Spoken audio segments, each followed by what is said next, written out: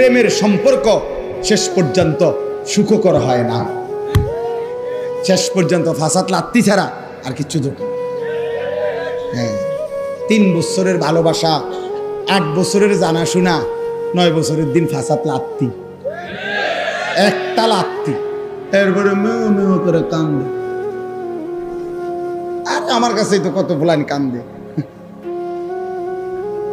আমি তো শত শত যুবকের সাথে আমার সম্পর্ক, মেও মেও করে কান্দে, সব শেষ, সব শেষ। এখন আমি হাফ প্যান্ট, যৌবনের ক্ষমতাও নাই, কোমরের ক্ষমতাও নাই, শারীরিক সক্ষমতাও নাই, আখিরাতও নাই। নাউযুবিল্লাহ, নাউযুবিল্লাহ। আল্লাহ হেফাজত করে, আল্লাহ হেফাজত করে ভাইয়া। আখলাকের হেফাজত, আখলাকের হেফাজত, আখলাকের হেফাজত। নারী দেখো না বাপ, ছবি দেখো না, ছবি দেখো। দুশ্মন আজকে ষড়যন্ত্র করছে বাপ, ষড়যন্ত্র। ওরা বুঝছে মোবাইলের এই আসক্তির যুগে চারিদিকে আসক্ত, শাহওয়াত বেড়ে গেছে।